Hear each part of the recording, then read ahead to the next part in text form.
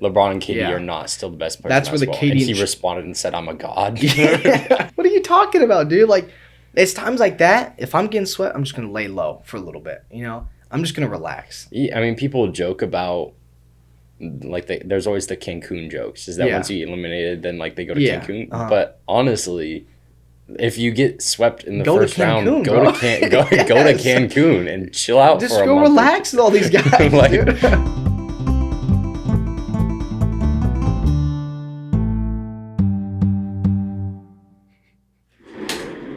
Yo, guys, welcome to episode 33 of the Harvester Sports Podcast. Yes, sir. It's your boys, Noah and Austin. Did you point at me and say, Noah? Noah? No, that's not right. Noah, I'm Noah. And I am Austin. Welcome back. We're going to have another great one for you guys today. Someone told us we called it a show, so that was pretty clean. Have I told you about the Noah Instagram account that follows me? It's called the Noah Movement. There's that's good. 8,000 people all named Noah. And it's just Noah propaganda about how Noah's the best. Do you want to tell them about the Twitter account you're trying to get banned that has your name? Oh, yeah. If you guys want something to do, find the Twitter account. I would never encourage you to falsely report somebody. But if you wanted to report at Noah Pitcher for identity theft, then that would be cool. Because he's trying to get the username. Because, I hope they mess up and they all spam report you. It's some dude that he hasn't posted since 2012. The last thing he posted was Dumb Ways to Die. Do you remember that game? Oh, I remember that. Oh, that's clear. Yeah, so he's not particularly active. Yeah, but and I want to be able to get rid of the little initial. Exactly. In my name. That would be clean if they messed up and they all started spamming you. Oh, if they actually report me for identity theft? Yeah. Or if he comes back and he just tweets like, you thought you could get rid of me? Just for one, he's like, I know what you're doing at Harvester Sports. I need to talk to Elon about it. I'm gonna DM Elon. Hey, yo, this at thought you could stop me, and then all of the Dumb Ways to Die group starts coming in. Little characters. Dumb way. Was that a commercial first, right? It was like a... No, I just know that the game, the app, that is very morbid if you actually think about it. Yeah, right? I think it was, the way it started, I think it was like a train commercial in Sweden. Oh, yeah, well, that was the first one was he walked out onto the train tracks and got hit or something. And it was trying to be don't it was warning you that was a dumb way to die. And then they turned that which is a wild way to convince people to stay away from train tracks is just, this would be a dumb way to die if you walked onto the train tracks. That'd be dumb. That'd be super dumb of you. And then it's and then you watch all these cartoons and it's so graphic, that dude getting shot, hunting, what is going on? Yeah, that when... but why Little Me that was a slippery slope. It started off as a public announcement and then... But me tying Coop in New York just listen to it like this. Mom, make this video. I mean, they made the song way too much of a banger. Oh, it was a banger. All right, now let's get serious. Let's get serious. Yeah, so last week, we're going to talk about the NBA in a little bit, but last week we talked about Kyrie and MLB players and fans fighting, right, with fans in the city. And it's gotten worse since we last talked. Yeah, there's something in the vibe going on. There's something in the water going on. Where fans and... Well, I think fans feed off of other fans, too. I think so, too. I think, fans in one state here, there's an uprising, and now we all have to be Or if we're in one... If we're over here and we hear, the Yankees have been booed over here, and the Yankees come to our town, we're going to keep that up now. You think you can get away? No, it's happening here, too. Well, that was the Jock Peterson one was super clean. Yeah. Where he there was the fan heckling him. And then he looked at the fan, turned around, and hit a home run, looked at him, and then jogged around the bases. That was clean. And he even hit the Superman going around the bases. Yeah. That one's sick. It would have been cooler in a Dodger uniform. It would have been cool. But what do you think's going on? You think it's just tension, fans seeing other fans doing this, and so everyone's kind of amped up, I hope this happens at our game, stuff like that? I don't know. I also think there's a big difference between... I don't know what that fan said to Jock that made him... go yard like that that made him violate that poor fan. If you're him, maybe you want him behind you every at bat now. Yes. But I mean the worst one was for sure the Yankees fans, what they were doing to the Guardians players of throwing, because that wasn't even just that wasn't even one fan out of line. That was the entire outfield. 20 to 30 beer cans and bottles. And then, most of them full. It looked that were getting and then, just full beer cans hitting people in the back of the head. And that hurts the fans' reputation because that group of fans is now going to make all the fans look bad. You know what I'm saying? You have these outliers, but now it's all Yankee fans are like this, which is like what's happening now. Because the dumbest thing about all that to me, the dumbest thing is throwing stuff at the players. Throwing stuff at the players. But besides that, the Yankees won, which was super weird to me. That like it's not better, but it's more understandable where that comes from. If they had just lost in a walk-off fashion, then you're like, oh, this sucks. You and then you're throwing stuff. But your team just won, and then you stole that moment from. I don't remember who hit the walk-off hit, but like that moment is ruined for him. Exactly. Because it's not about him anymore. It's overshadowed by the fans and the outfielders now getting into a fight. And I like the outfielders. Yeah, like you think Aaron Judge wants to be out in the outfield having to calm down Yankees fans, telling them don't throw stuff. No, he wants to be celebrating with his boys that just won a game. They had to run out to the outfield and say, please stop. Yeah, you think like this is enough. Like as a Yankees, like if you're one of those Yankees fans, would you feel good putting your team in that position where they're like having to babysit you instead of celebrating with their team? Oh, yeah. And like sports teams, they don't take this stuff lightly. Like you're gonna get banned like for life if they find out who you are. Like people get banned like this all the time, like streakers especially, stuff like that. Like you're out of here. I know. Dave Portnoy's been gone like from every NFL game, right? Just for heckling. A lot of them. Because he's got beef with Roger. Yeah, but like. If these teams, which they've said, I think the Yankees came out and said they're doing an investigation on the fans. Like, if they find out exactly who you are, which is not hard, they can probably just see what row the seat was in. You know what I'm saying? They probably track you down pretty quick. Like, you're going to take that and just get banned, never be able to go back to Yankee Stadium? Like, that doesn't seem like a good trade-off to me. Yeah, I mean, it's just dumb, people getting caught up in the moment and being stupid, but... Yeah. I mean, that's ridiculously so far out of line. And now all the stuff like players being mic'd up and stuff, like we can start to hear some of these conversations, and now it's getting even more wild. Everybody's recording always. Like there's always at least one phone recording somewhere at the very least. If this was back in the day, maybe you could get away with this like yelling something at a player, but now someone's going to catch what you said. Mm-hmm. Or even the player is going to be mic'd up and he's going to catch what the player says. You know what I'm saying? It might backtrack on you for a little bit. But so about the MLB also, let's talk about the umps. The ump situation has gone controversial. Specifically one ump in particular. You want to talk about that? Yeah, well, I mean, Angel Hernandez has been under fire for as long as I can remember. He's been like the face of bad officiating in sports that people talk about, which first of all, most good umpires, you don't know their name. Yeah, that's what we were talking about earlier. It's bad that you know who this man is. Which is almost too bad because, like, when an ump has a really good game where they're calling, like, 96, 97% of strikes correctly, nobody ever talks about it, which is kind of too bad, but also that's par for the course. But, yeah, I mean, Angel Hernandez had some awful ones the other night in the Phillies game. And it's almost like that thing with, like, that thing about kickers and punters, right? You shouldn't know, like, you don't know their name till something bad happens. You know, it's kind of like that with umps, right? Like, you're not going to know the kicker's name unless he's, like, insane, like Vinatieri stuff. But you're not going to know the kicker's name unless he misses one and your team doesn't go to the playoffs, right? That's why we know... Nope, nice. I was going to say his name and I forgot. The Vikings kicker. Blair Walsh. I was like, that's why we know Blair Walsh's name, because he missed the field goal to take them to the playoffs. Mm-hmm. But, yeah. So, it's... Once you know the ump's name, it's probably not a good thing that your name's floating around that common. Well, and also, in light of... everything that's going on in discussion between the commissioner and the MLB right now, it's also a matter of, it's not like, oh, well, what you going to do? It's like, no, there's people making a case to replace you with machines. So it's not like if umps are doing a bad job, then they could end up getting replaced. And how do you feel about this? I know my family's always been like, they like the human aspect of the umpire, and like replacing it with a 100% accurate machine would hurt the game, or like would lose some of the game's like authentic value. Yeah, I tend to.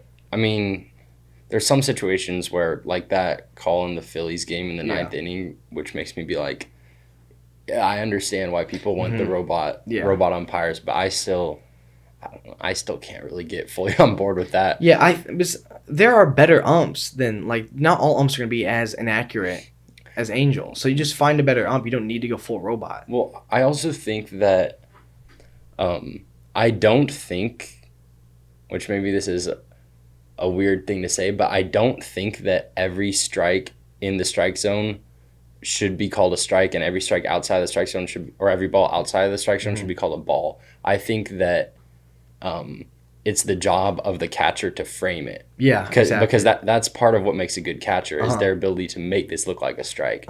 So that kind of implores that human aspect of the umpire, where the reality is the catcher is trying to fool the umpire into thinking these are all strikes. Exactly, yeah. Which is kind of weird because then you look at it, you're like, no, that wasn't a strike, that was a ball, but the catcher did a really good job of framing it. Yeah, and then how you can do that with a robot? Exactly. The point would you just keep your hand up there and catch it where it's at. It just makes it so that having a good catcher in that regard is not as important. Yeah, exactly. Like, you don't need a catcher that can frame things perfectly. Like, instead, you're going to find catchers just, like, better arm and stuff like that. You're not going to need one that can frame it perfectly like you do nowadays. Have you seen the little kid online the 9-year-old ump? I've said to my family, I want this kid to be my friend. Did you see the video of him tossing people? Did he toss somebody else? He's like ejected coaches. Like, he's actually he's like a 9-year-old. I don't know what leagues he's umping for, but he's in there. And I take it back. I want to be my friend, but if he threw me, I'd pick him up and I'd toss him. No, that's like if I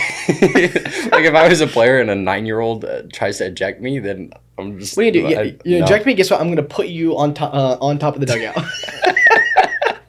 Like, what happens then? But his calls are pretty cool. He's got a little. Yeah, he's doing good. That one's really good. And he never says strike. Like, his strike call is never just strike. It's always hoo. Oh, mine wouldn't be strike either. And probably I'd hit that one too. Probably the flick. That's the best one. My ball wouldn't be a ball call either. I go up. If they throw a ball, I'd say, "Oh man!" I go, dang.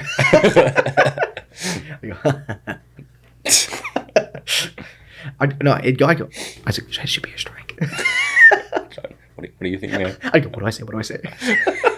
Only two things to say. What do I do? I wouldn't see. Sometimes I think I would just not react the right way. Where sometimes there'd be like in my head, I'd be thinking about my strike call, and then it'd be a ball, and I would do the strike thing just out of instinct, and then just like my instant reaction. Dude, in like junior high when I played baseball, I had a weird ump. Because first off, they're terrifying as a little kid, because they're wearing like the pads and stuff. Mm-hmm. So there's just a massive man standing like right behind me. But the weird thing about him, it was in Bakersfield. He would like talk to me while I was hitting. And it's the weirdest thing I've ever heard in my life. Like, it'd be like, I'd let a ball go, you go, good one. I'm like, please, dude, I'm so scared right now. Good take. Hey, good eye, kid. I'm like, please, I'm so scared, dude. I would have swung at that one. Don't let it happen again. This one's going to be inside. Duck. Oh, that's good. You better get your head down for this one. A couple of days ago, I saw a batter try to execute the catcher. Yeah. Like, he just took his head off. Wait. Which one are you talking about? We can tell both of them. Are there multiple? Which one are you talking about? The one where the pitcher trucked the base runner that hit a home run. He was running around third. Oh yeah, okay. I was talking about a different one, but that was also a great story. Okay, I'm glad there's multiple ones where that's a phenomenon. We were talking about what did the batter have to say to that pitcher to make him hit him? He hit a home run, was trotting around third base, and then the pitcher just turns in. And like lays him out. Oh yeah. And then the bases or the stands clear and everyone's in the fight now. What did you have to say? I'd be chirping too, probably. It's probably like in MLB The Show how we were hitting the emojis. And then the emojis were like after they strike out, you say nice hit. Yeah, and I realized that I'm pretty sure it's our own team that sees that. So we're flaming each other. Yeah, the whole game whenever we'd strike them out, I'd go nice hit, and then realize good one. That was just for us. They couldn't even see that. Or right before you pitch, you say strike one, and then he hits it out of the park. But the one I saw was legit felt like an execution because it was just the catcher was like getting down. And the batter was just practice swinging, and he took one back and just nailed the catcher in the mouth, like just at the plate. Jeez. I was like, all right. And then I was like, do you think it's on purpose? I was like, it looks like he looked back and just said, this dude's gone. Shouldn't laugh at that, but isn't it weird that it started last year where Kyle Pitts is a couple months younger than me? Does it hurt your heart now seeing that these NFL stars are going to be younger than us, or are you just ready for it? No, it means I'm better than them.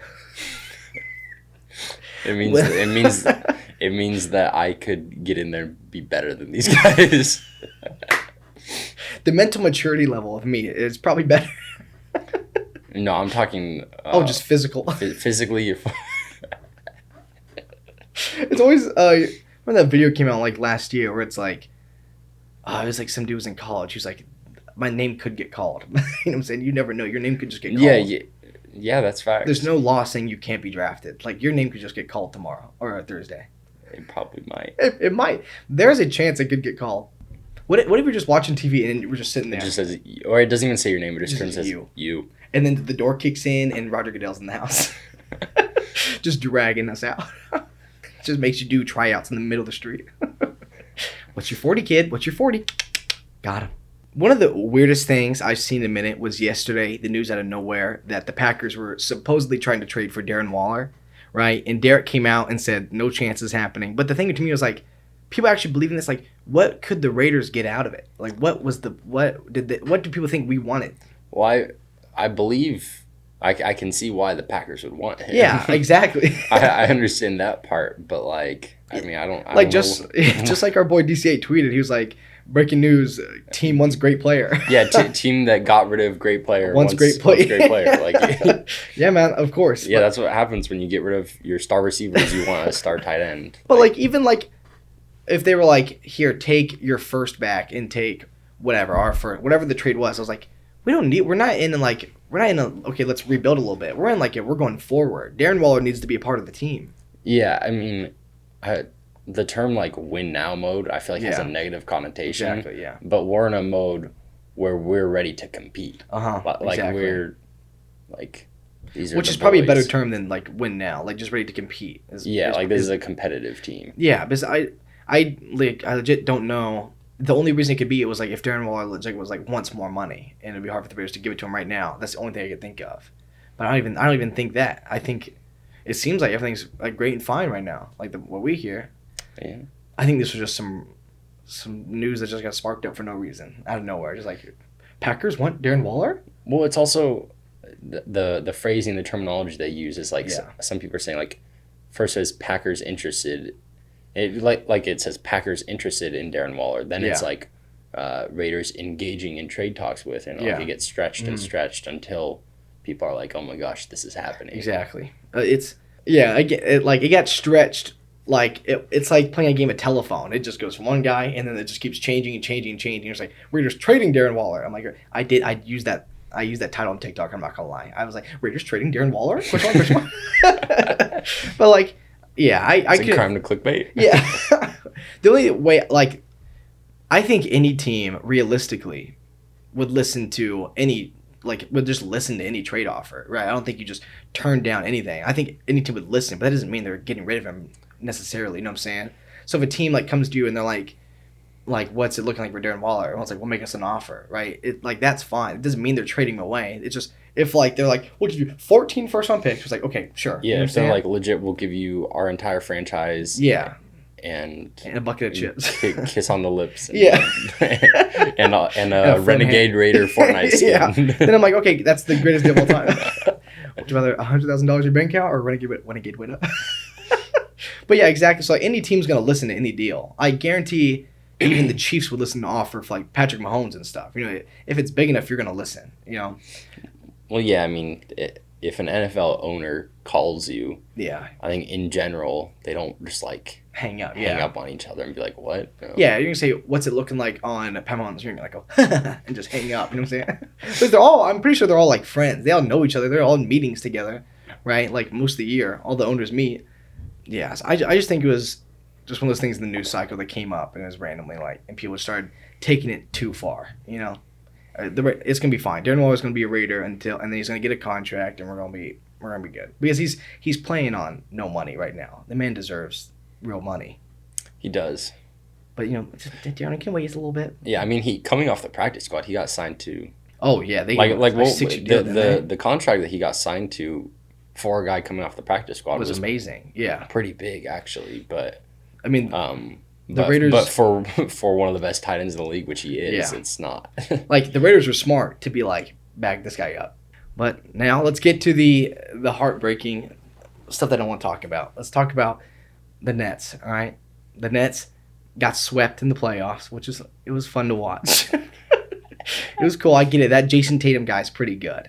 And now all the stuff's like, I knew it was gonna happen. Like Twitter's, my DMs are just full of family members and you and everybody. I can't go a second without saying something about KD. And now KD's in this massive like argument, which is gonna like probably be spread more tonight because Inside the NBA on TNT is coming out today during the playoff games. But KD and Charles Barkley are having like pissing matches right now. Do you think like KD needs to relax, or do you think it's hilarious that KD's just always chirping at people like this? Both. I mean, I think it's who KD is. If I was in, I mean, it's hard to say if I was one of the best players in basketball, but if I was, I would like to think that I wouldn't be quite so quick to hop on the Tweetergram as KD is. But that's just always been. It's just always been who he is and what he does. He owns the fact that he has burner accounts and that he uses his actual account as though it's a burner account, basically. But I mean, realistically, is tweeting stuff out about how you're what did he say? He's like a god of basketball. A god, and people are like, "You're really gonna call yourself that after that playoff?" Tweeting that out the morning after getting swept in the playoffs is like, I'm the biggest KD fan, but that whole response was so weird. But someone called him out on it. And he's like, "I'm just being like happy for myself. You should be happy for me." I'm like, like, what are you talking about, dude? Like, it's times like that. If I'm getting swept, I'm just gonna lay low for a little bit. You know, I'm just gonna relax. I mean, people joke about. Like there's always the Cancun jokes. Is that once you get eliminated, then like they go to Cancun. But honestly, if you get swept in the first round, go to Cancun and chill out for a month. Just go relax with all these guys. like go hang out with everybody else that is first round exits. You go live it up. It's always that. Yeah, it's like you said. It's always that joke where it's like LeBron and KD and Paul George all in Cancun. I'm like, dude, yes, go, please relax. Get on. Don't be on Twitter for a little bit. It's gonna be rough. Especially if because like. The Celtics look like they're one of the best teams in the league right now, like defensive wise too. So it's like I knew it was gonna be hard. I was a little too cocky because I was excited to see Kyrie come back and like play his his last team and blow him out. Didn't quite go that way. So now it's even harder that way. Now that like the Lakers, the Nets season is also now officially a failure. I mean, not as much, but I feel like. No, like being a first round sweep exit is pretty bad. Pretty much a failure. Well, compared to being literally the favorite to win the championship. Both of our teams, it was like you're gonna be in the finals or it's gonna be a failure. Yeah. So looking back on the season, who do you think is most responsible, or why do you? Because everybody right now is attacking KD, but that's because KD is. Like he's the one that you attack. Yeah, he's the one. Not necessarily. Like I don't know that. I mean, also, he's not most responsible, but like he's the target. Well, he just is, and he's been for a while now one of the players in the league that's just kind of easy to hate on. Exactly, because you can't hate on KD's his athleticism or like just how he plays, but you can hate on his off the field stuff and his stuff like jumping from team to team, like stuff like that. That's what you can hate on. And people are hating on him playing too. Didn't he miss like 10 shots the other night? Okay, we can't have bad games anymore. I mean, I'm just saying if he was a better basketball player, they wouldn't have got swept. Realistically, if he played better, they would have won at least one game. I'm not saying that he played awfully, but I'm saying that he could have done better.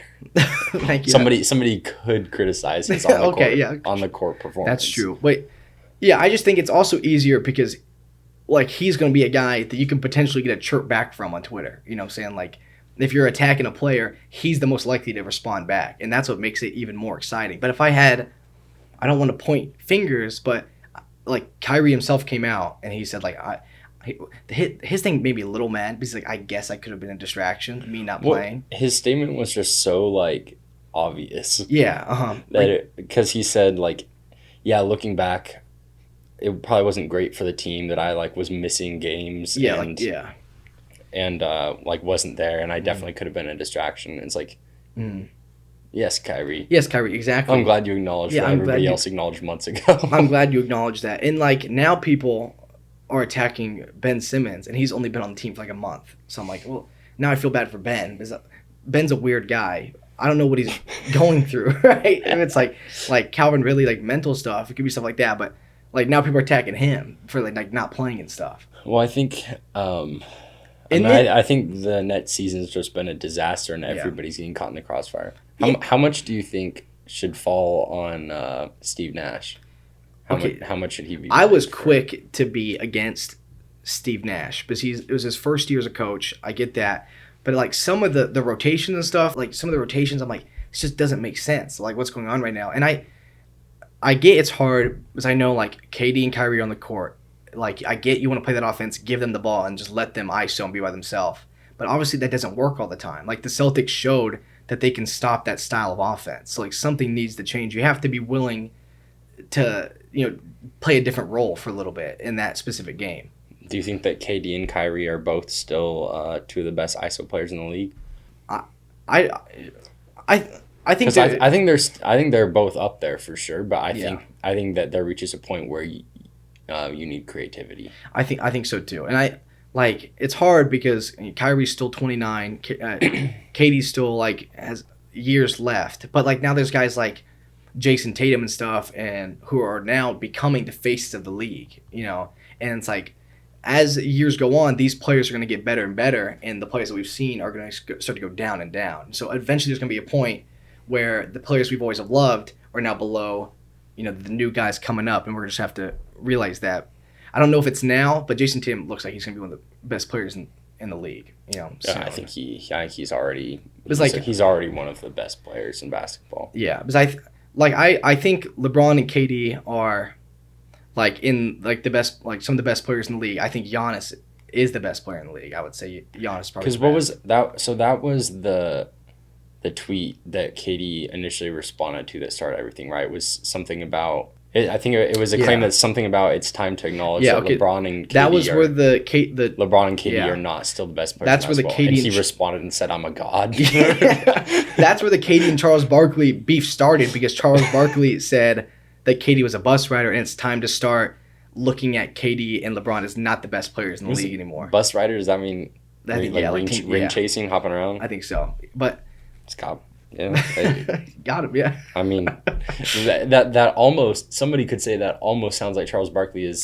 salty that he never got a ring. Exactly, right? Almost feels like he's kind of taking out his own and that's why issues on KD. And then again, like we said, you trip at a guy like KD. KD's gonna start posting pictures of Charles Barkley with Hakeem and Moses Malone, like he's doing all over Instagram right now, saying where would Charles be without his big brothers? I think KD and Kyrie and LeBron and all those guys, they're gonna continue to be some of the best guys in the league. I do think this younger generation is now starting to even surpass some of them. And I think we're going to start to see that more and more, and I think we're going to have to hand it to some of these guys. Some of these dudes, it's just rough, man. It comes a time when you realize, some of these guys just need more help. You can't really do it all on your own. I saw people on Twitter talking about this because all it's coming out, who's the best player in the league right now. I saw people saying that Steph Curry's always been slandered in this conversation. It's always been LeBron's the best player in the league, and people are finally people need to start realizing that Steph has always been here. Yeah, I mean, I'm of the mindset that Steph has, in some regard, he's always been really well appreciated, but I think people look at him as though he's it's other. Yeah, we're talking best players in the NBA. Oh, and Steph's a good shooter, but here's the good, these are the leaders. These are, which I think he deserves to be in the I think so too. The conversation for best player.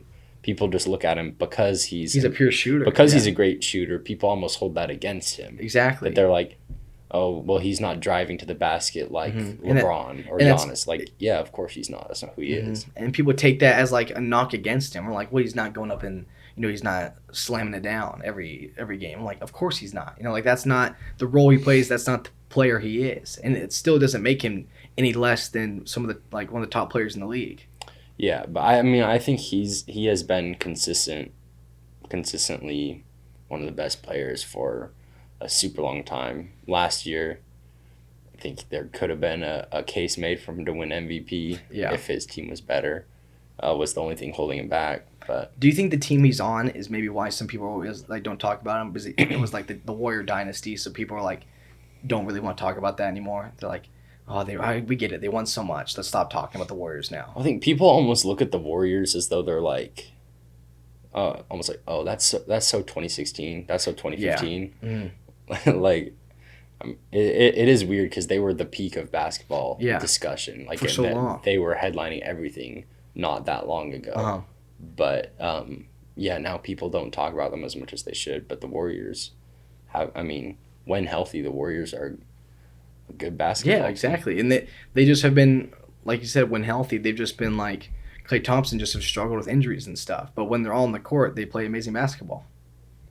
And Jordan Poole, too. Now they've got Jordan Poole. Hey. Which leads us into, what do you think about John Morant winning Most Improved? Okay, so we were talking about because that was Draymond Green. Yeah. Obviously incredibly biased towards his own teammate, Jordan Poole. But he said Jordan Poole not winning it, they should rename it. Basically, he was saying there's no way it can be Most Improved and not give to Jordan Poole. Yeah, okay. So that's what I think, as we were talking about this earlier, I think we had a different view on what Most Improved meant. Because I always thought it meant, I guess, I don't want to say you were bad, but you were like a lesser, like not as good player, and now you're up here with like the good players. So that's why I was always confused, like, John Morant won Rookie of the Year. How is he now winning Most Improved? Because I feel like it's a Rookie of the Year. That means you did really good. How are you now winning Most Improved? I guess I always took it as you were bad, now you're good. But I guess it doesn't always have to be like that. Yeah, because I think typically people tend to look at it as Most Improved means a guy that was like a coming off the bench, not really that big of a role type of guy, to now he's like he's solid. He's established himself in the rotation or whatever. Which I think that's what a lot of people look at it as, but I mean, I don't think it inherently has to be that way. Yeah. Because, like, you got a guy like Jordan Poole, I think, finished 4th in voting. Yeah. He went from averaging... Obviously, there's a lot more that goes into basketball than just point totals, but to give you an idea, last year, Jordan Poole averaged 12 points. This year, he averaged 18.5, and he finished fourth. He finished fourth. Fourth in Most Improved voting, and then you've got guys like John Morant went from last year he was Rookie of the Year, and averaged 19 points to this year averaging 27 points. So there's tremendous improvement there, and I honestly think that's also I think Ja deserves it actually.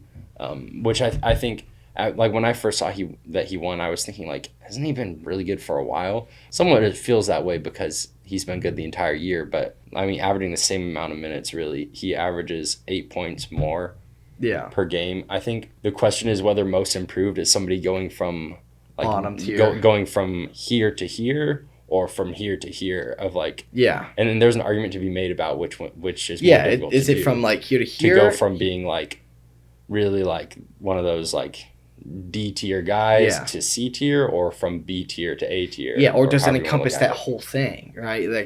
Like what really does it encompass? I guess now it's showing that over the years it's showing it's the whole spectrum now. It's both Ja winning it this year, especially. Well, I think there's an argument to be made that going from where Ja was at last season to where he's at now, this year is more, I think, potentially more difficult than going from here to here. Yeah. Because as you get towards the top of the NBA, it's like a pyramid where there's less and less guys that are able to do that as you get higher and higher level.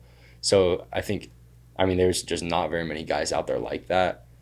Almost harder too to go from here to like John Morant. If you're like a starter, right, and you cooked your rookie year, and now you're still doing this year, it's like, oh, guys haven't like figured him out yet or whatever. But if you're coming off the bench, right, and then you're going to here, people don't really know you. You can kind of come out from like the woodworks and kind of start cooking. Like that seems easier than going from what Ja did his rookie year to even better his second year.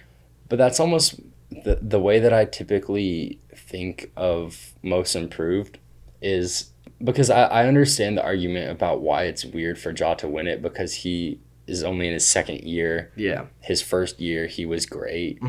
As good as you could have hoped for from a rookie, and was trending upward, and this year continued to trend upward, where his whole career has been like this. Yeah. Versus somebody that potentially has been in the league for a little bit longer and then like didn't do that great last year, then had a breakout. Yeah. Where they're like kind of more like that. Yeah. Instead of just. That's where I always pictured it. It was like because this year and now it's up. Most Improved, but he's on a trend of improvement is tough to. Arguably, should he have also won last year? Because he improved from not even being in the NBA That's true. Can you to being Rookie of the Year. How can you improve more than 0 points? he went from being so bad that he wasn't even in the NBA, had no points in his career, to all of a sudden. Like, dude, he's scoring 0 points a game, playing 0 minutes, and now he's Rookie of the Year? That seems like most improved player to me. That's what I'm saying. That seems like he was a pretty big Yankee. Like, that's what I'm like, whoa, man. That's all I'm saying. We talked about Tyler Hero probably getting Sixth Man of the Year. Well deserved, do you think? Yeah, I mean, there's no other. Yeah. Yeah, he's just a. Yeah, he's just Sixth Man of the Year. He's just gonna win it straight up. He's just Sixth Man of the Year. He's just that man. Yeah, I mean, early on in the year, there were other people, but I remember back in the days when there's still hope for the Lakers season, and it looked like Melo had a shot at Sixth Man of the Year, but boy, did that ship sail. Do you think we're gonna see a big? Like, who do you think we're going to see the most change roster-wise? In the Nets or the Lakers? Both who have had disappointing seasons.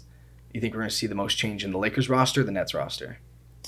Because the Nets, Kyrie and KD, right after the game, or Kyrie specifically came out and said, because he's up for like contract soon, they said, are you going to, like, what are your plans on that? He's like, when I picture the Nets, I picture me and KD, like, being, like, basically the GM of this team and, like, controlling the roster and everything. So people are calling him, Kai GM and stuff now. So what do you think we're going to see? We're going to see Le GM or Kai GM cook more?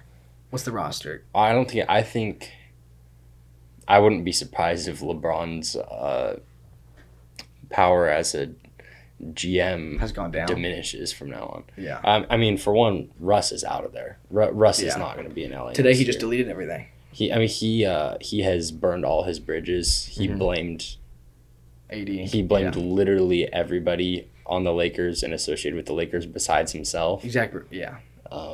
There's no going back from that and playing with those people again. Yeah. One way or another, he has to be out of LA. They just have to find somebody that's willing to eat that contract. They're gonna it'd be wild to see some like team that's in like their rebuilding years take him. Like, what if OKC takes him back, like a young team? Well, I mean, he should go to OKC. He was good in OKC. Maybe he'll be good there again. But I mean, deep down, I think he's still a good basketball player somewhere in there. So it's just something that he just needs. So I mean, I'm sure there's a team out there that thinks like, oh yeah, we can make him work. Yeah. But he's what is it in Mulan? He's a bit of a fixer-upper. Yeah. He's got a couple of flaws. Yeah, I agree. I think we're going to see the most change, in the Lakers roster compared to the Nets roster. I think... Well, I mean, the Lakers already new coach anyways. Yeah, the Nets could have a new coach too. Who knows?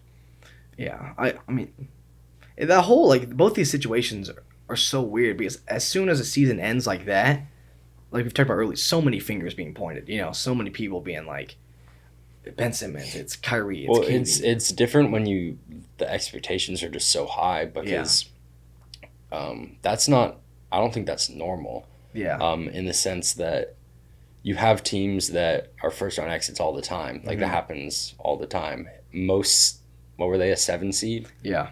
Most 7 seeds that are first round exits, it's not going to be like, how did this happen? What in the world? It's like, whose fault is this? Whose fault is this on?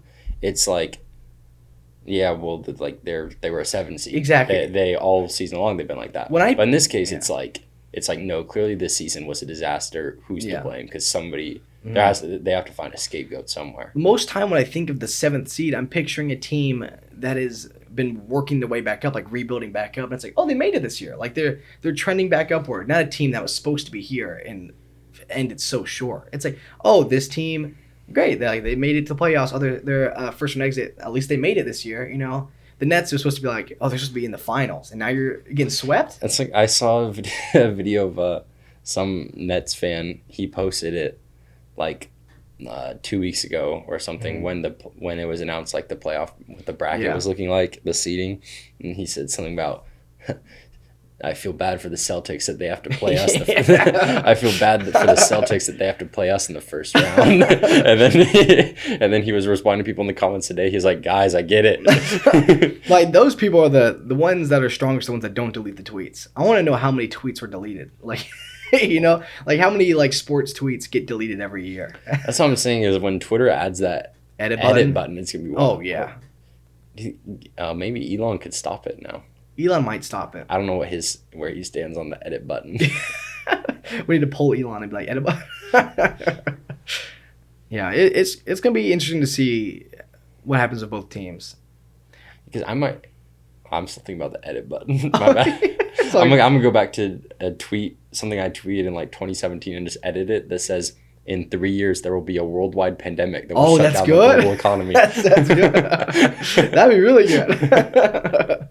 Oh, you just put like old sports betting stuff. Yeah. Like, you know, I bet the Nets will get swept in the first round of the playoffs. That's clean. So the draft's coming up, right? And I just wanted to know, how should Raider fans feel sitting back and letting the first round happen? Should we just be happy and just have a great day, you know, sit back, watch the other teams panic, knowing that we got Devontae with that first round pick? Yeah. Yeah, no stress. It's much less stressful. Yeah, just sit back and relax. Because how are you going to mess up a first round pick if you don't even have one? Everybody's going to be tweeting what pick was it? 22, I think. Tweeting. With the 22nd pick, the Raiders take Devontae Adams. And we're going to be one of them probably. Too easy. But yeah, I mean, just sit back and relax, Raider fans. Like, have a great Thursday. You farted, didn't you? I did not. Was that me? How do you not know? How do you not know? Oh no, it's worse. Well, that's all we've got for you today. Thank you so much for watching. Thank you so much, everybody. Stay tuned. Stay subscribed. We've got some guests lined up. Yes, sir. In these next few weeks. Some big episodes coming. More than just me and Austin.